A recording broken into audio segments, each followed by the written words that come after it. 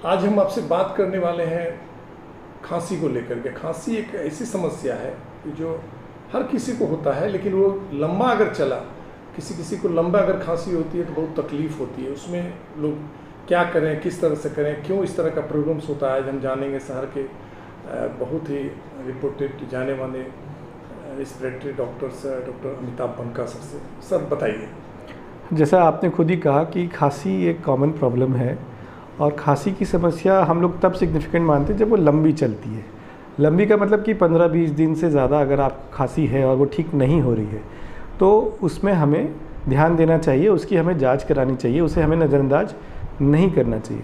क्योंकि जो लंबी खांसी चल रही है वो आपको अंदर होने वाली कुछ ना कुछ बीमारी का संकेत दे रही है जो ठीक नहीं हो रहा है, तो उसकी जांच पड़ताल करनी बहुत ज़रूरी होती है। कुछ एग्जाम्पल मैं आपको दे देता हूँ, नहीं तो अगर मैं बोलने जाऊँगा तो बहुत लंबा समय तक बोलता रह जाऊँगा। कुछ जैसे ट्यूबरक्लोसिस एक बहुत कॉमन बीमारी है बिहार के अंदर। लंबी खांसी का अक्सर एक कारण ये भी पाया जाता है।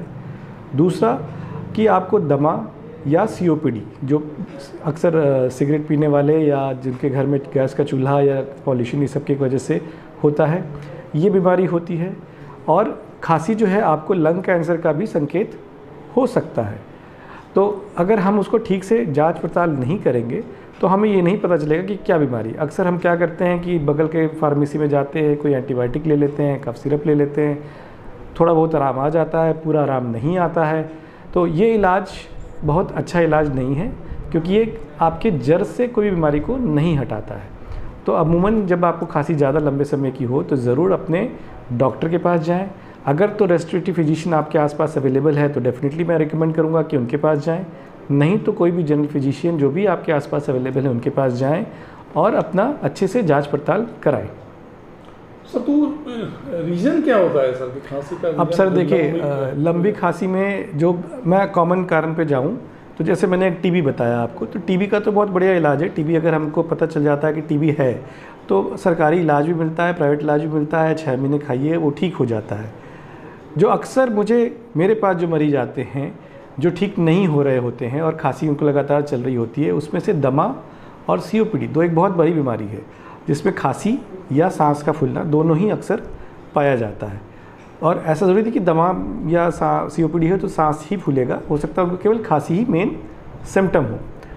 तो ऐसे मरीज में अक्सर मैंने देखा है कि लोग गोलियों का सहारा ले रहे होते हैं जिससे उनको आराम नहीं आता है। लेकिन ऐसे मरीजों के अंदर जो मेन दवा होती है वो होती है इन्हेलर, पंप या जिसको हम लोग कॉमन भाषा में बोलते हैं, तो वो उसका मेन इलाज होता है। अक्सर लोगों को ये गलत धारणा होती है कि पंप लेंगे तो आदत पड़ जाएगा, पंप के अंदर स्टेरॉइड होता है, पंप अच्छी दवा नहीं है। तो मैं यही बोलना चाहता हूँ कि पंप या इन्हेलर जो है वो बहुत अच्छी दवा है। उससे देखिए सीधे दवा फेफड़े में जाती है, बाकी शरीर में नहीं जाती है, तो इसका कोई साइड इफ़ेक्ट नहीं है। इसमें स्टेरॉइड है, अक्सर पंप जो लेंगे आपको इसमें स्टेरॉइड होगा, पर वो स्टेरॉइड शरीर में नहीं जाता है, वो लोकली एक्ट करता है, मतलब फेफड़े पे ही एक्ट करता है। तो अगेन इसका कोई साइड इफ़ेक्ट जो बाकी स्टेरॉइड में पाई जाती है वो नहीं होता है। और पंप से अच्छा सेफ और कारगर इलाज कुछ नहीं होता है। सर एक क्वेश्चन और है, क्योंकि डायबिटिक वाले पेशेंट्स को मैं देख रहा हूँ अक्सर कि उनको थोड़ा सा ये खांसी की समस्या अक्सर हो जाया करती है, तो डायबिटिक वाले पेशेंट्स के लिए क्या सजेशन देंगे सर? देखिए, सबसे पहले तो आपको शुगर कंट्रोल में रखना ही रखना है। मेन तो बीमारी तभी होती है जब आपका शुगर कंट्रोल में नहीं रहता है। दूसरा, डायबिटिक पेशेंट्स जो होते हैं उनके इम्यूनिटी नॉर्मल लोगों से थोड़ी सी कम होती है, तो अक्सर इन्फेक्शन होना, टीबी के भी रिस्क उनमें ज़्यादा होती है। तो ये सब इन्फेक्शन और टीबी ये सब की बीमारियां होने की रिस्क उनमें ज़्यादा होती है। तो इसीलिए उनको अक्सर जैसे नॉर्मल फ्लू ही हो जाला, वो उनके अंदर नॉर्मल लोगों से ज़्यादा हो सकता है, तो इसके कारण भी उनको दिक्कत ज़्यादा होती है।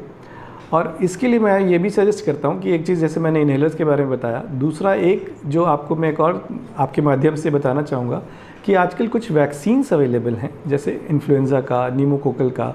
तो ये वैक्सीन्स भी आपको लेना चाहिए क्योंकि ये बीमारी को प्रिवेंट करती हैं, मतलब होने से, मतलब उसकी रौद्र रूप होने से रोकती हैं। तो ये भी कई बार बहुत लोगों को बहुत मदद करती है। Thank you sir.